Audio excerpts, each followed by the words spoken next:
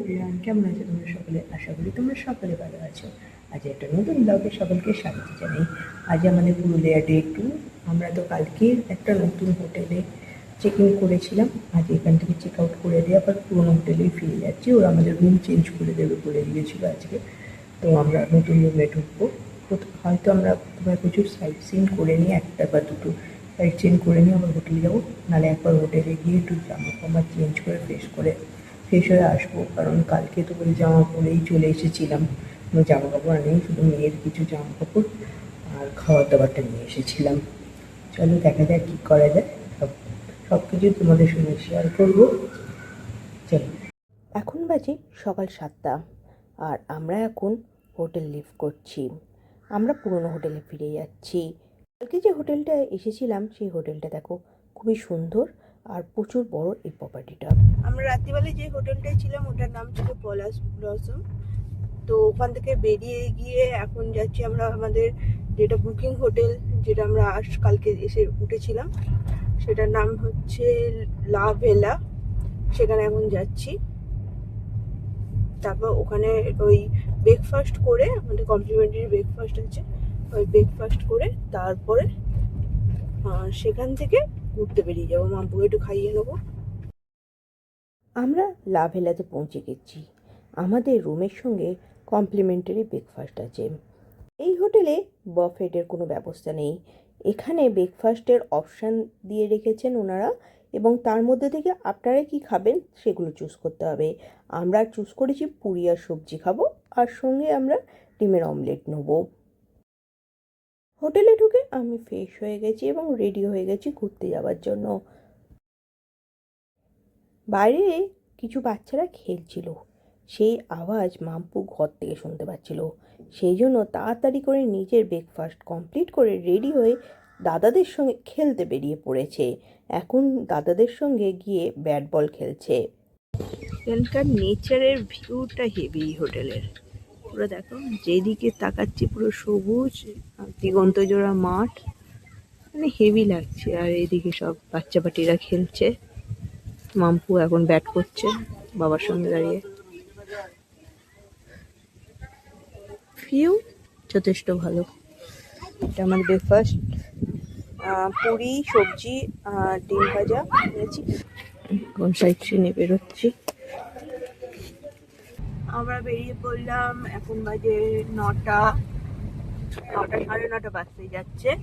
আমরা এখন আউটসিন করতে বেরিয়ে গেছি, কিন্তু আকাশ পুরো মেঘলা। জানি না আজকেও বৃষ্টি হবে কিনা, না হলেই ভালো। ও আমরা এখন দেখি মুরুগুমা ড্যাম, আর 16 কিলোমিটার এখান থেকে। জঙ্গলের পথ দিয়ে এগিয়ে চলেছি আমরা আমাদের ভিউ পয়েন্ট দেখার জন্য। আর এই রাস্তা এটা লোয়ার হিমালয় যেটা হয় না পাহাড়, ওরকম টাইপের ঘাটস। হ্যাঁ,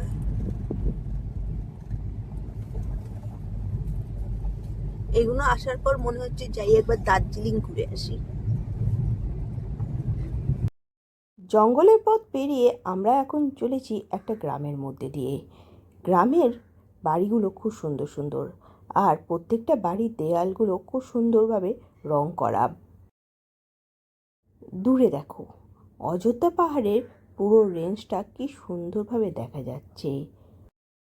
মুরুগুমা ড্যাম্পের যাওয়ার রাস্তাটা কিছু কিছু জায়গায় প্রচুর সরু। সেখান দিয়ে দুটো গাড়ি পাশাপাশি পাস করতে পারবে কিনা এইটা আমার সন্দেহ রয়েছে। আগে নাকি এই রাস্তা আরও সরু ছিল, এখন নাকি রাস্তাটা একটু বড় করা হয়েছে। এখন ভিউ পয়েন্টের দিকে হেঁটে হেঁটে যাচ্ছি। গাড়ি ওইখানে পার্ক করে দিয়েছি, এখানে সব পার্কিং আছে। মানে এরকম জায়গায় যাবো তো সুন্দর। ড্যাম্পে যাওয়ার আগেই দেখতে পেলাম পলাশ ফুলের মালা বিক্রি করছে এই ছোট্ট মেয়েটি। পাহাড়ি এবড়ো খেবড়ো পথ দিয়ে এগিয়ে চললাম ড্যাম্পের দিকে। ভিউটা জাস্ট দেখো, আবার নিচের দিকে আবার হচ্ছে পলাশ ফুলও ফুটে আছে।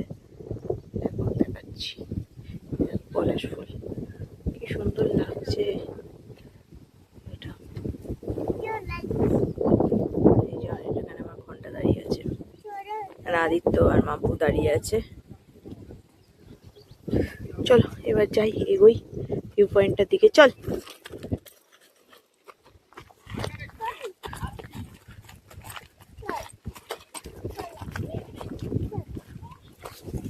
পথ দিয়ে আমরা উঠছি, পুরো ট্রেকিং এর রাস্তা, ট্রেক করছি আমরা যেন মনে হচ্ছে। ভিউ পয়েন্টটা দেখো। দাঁড়া দিত, এখানটাই দাঁড়া, দুজন ঘোর। মাম্পু আর ওর বাবা এখানে বসে আছে, আর আমি যাচ্ছি এখন সামনের দিকে। ওখান থেকেও হেভি ভিউ, সামনের দিকে দেখি কিরকম ভিউ আসে।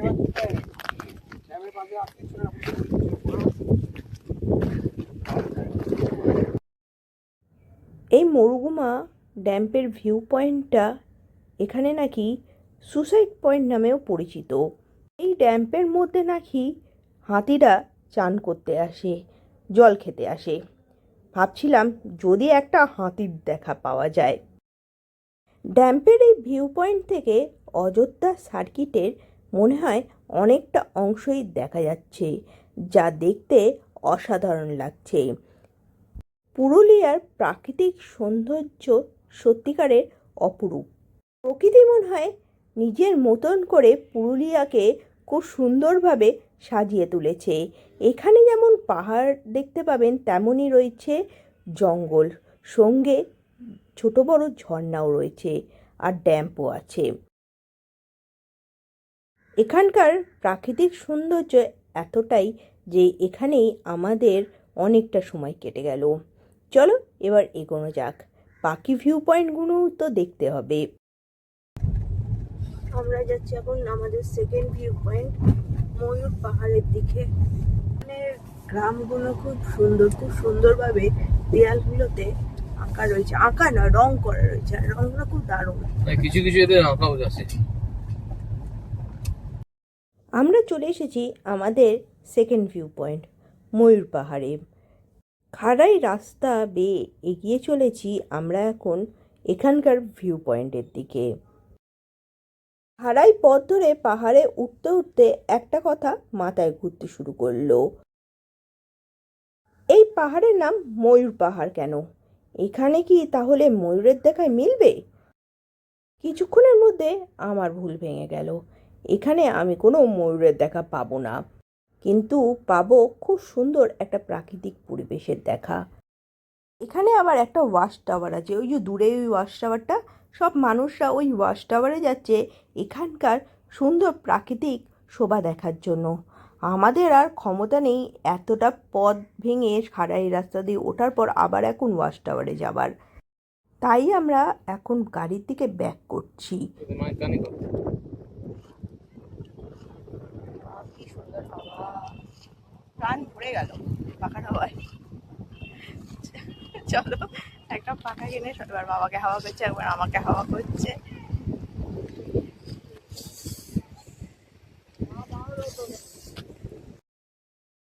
ড্যাম্পে যাওয়ার পথেই রয়েছে ছোট বড় কিছু দোকান, যেখান থেকে আপনারা বিভিন্ন জিনিসের মার্কেটিং করতে পারবেন। এখানে কিছু খাবারের দোকানও রয়েছে। এখান থেকে আমরা শসা কিনে নিলাম, গাড়িতে বসে কিছু খাওয়া যাবে। আইসক্রিম দেখে মাম্পু তো আইসক্রিম কিনলো, আর সেটা আমাকে খেতে দেবে না, ওর থেকে জোর জবরদস্তি করে নিয়ে আমাকে আইসক্রিম খেতে হচ্ছে।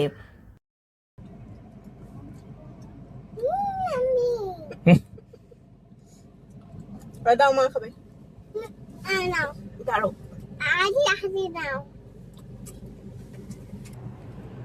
চল এবার দেখো।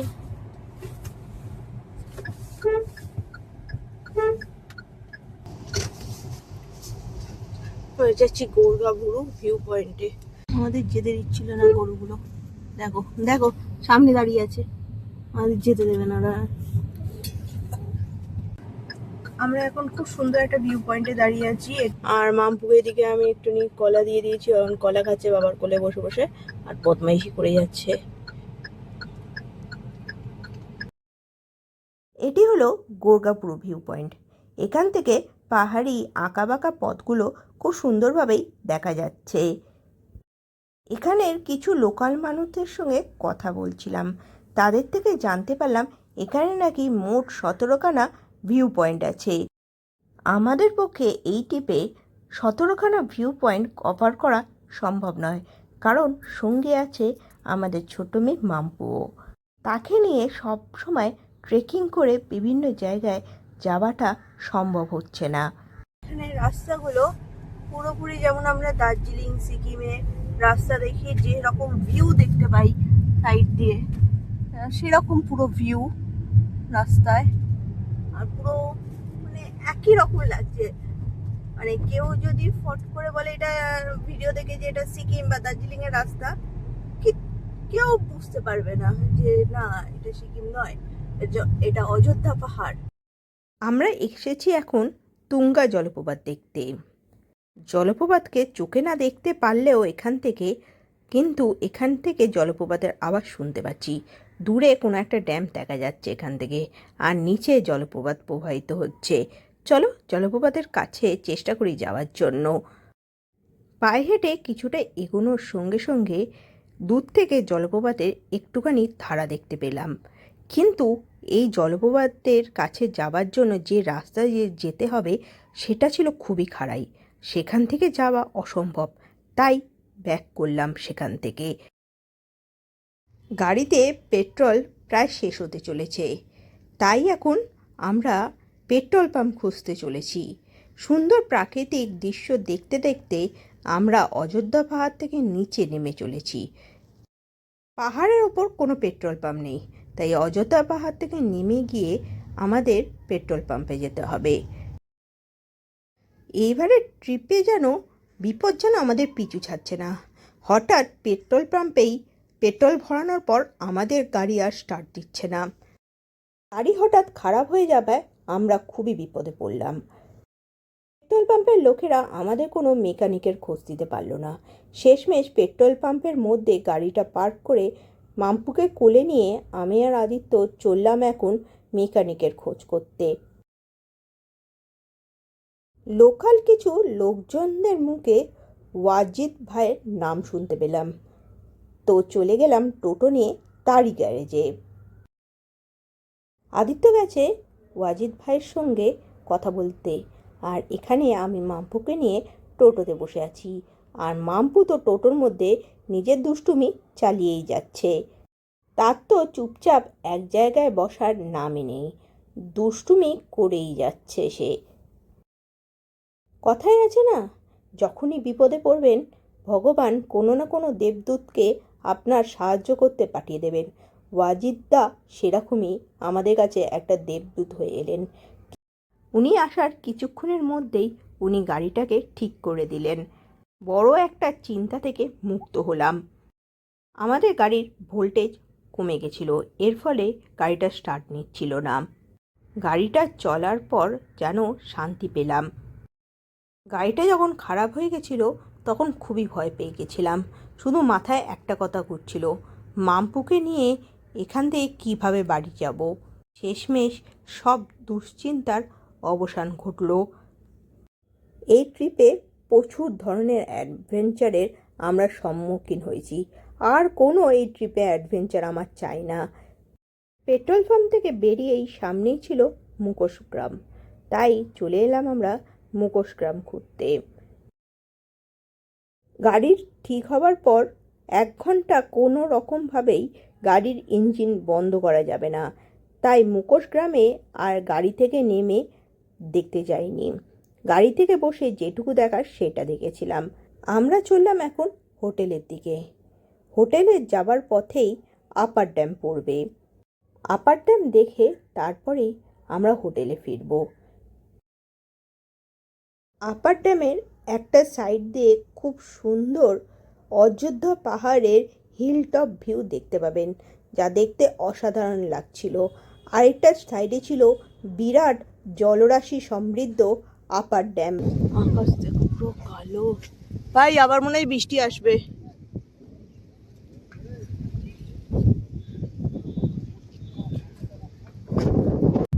বৃষ্টি শুরু হয়ে গেল, হঠাৎই আবার হঠাৎই ঝোড়ো হাওয়া দিতে দিতে বজ্র বিদ্যুৎ সহকারে বৃষ্টি শুরু হয়ে গেল।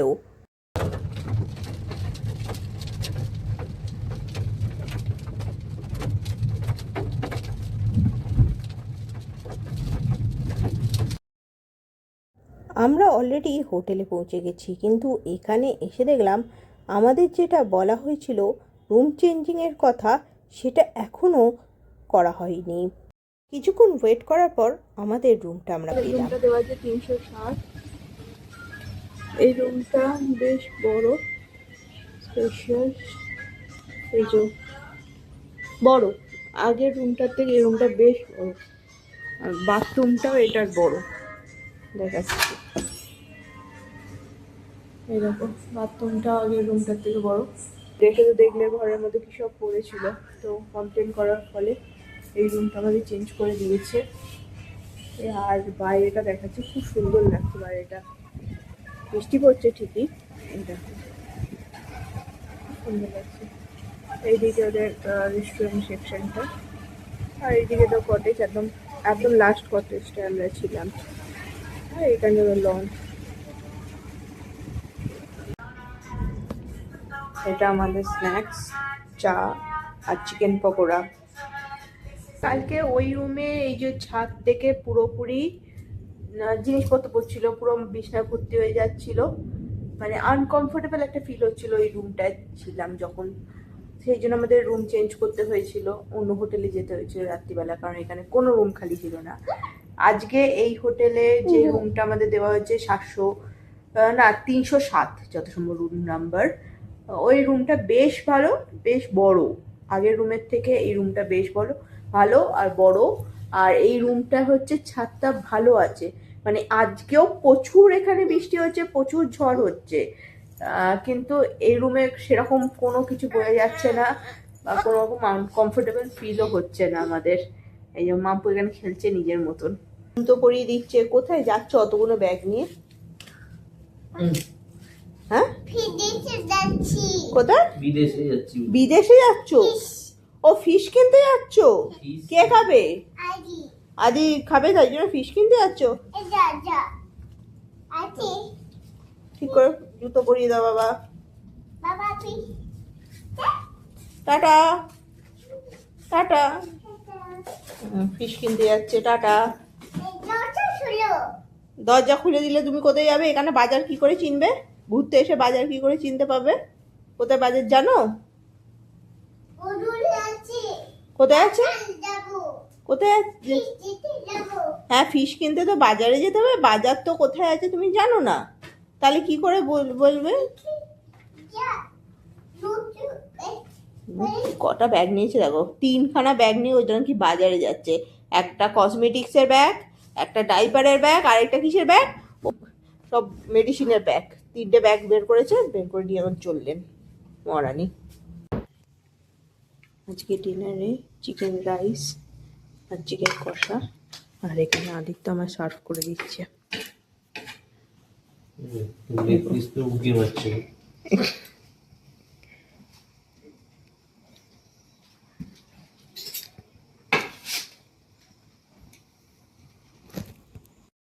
এখন বাজে রাত 11টা। চারদিকটা পুরো শান্ত পরিবেশ, ঝড় বৃষ্টি কমে গেছে। কাল সকালে আবার আমরা বাড়ির দিকে রওনা দেবো, তাই এখন মন ভরে এই সুন্দর প্রাকৃতিক পরিবেশটা উপভোগ করছি। আজকের ভিডিওটা এইটুকুই। ভালো লাগলে লাইক, শেয়ার অ্যান্ড সাবস্ক্রাইব করতে ভুলো না। সকলে ভালো থেকো, সুস্থ থেকো, আর সকলকে ভালো রেখো। Tata, by.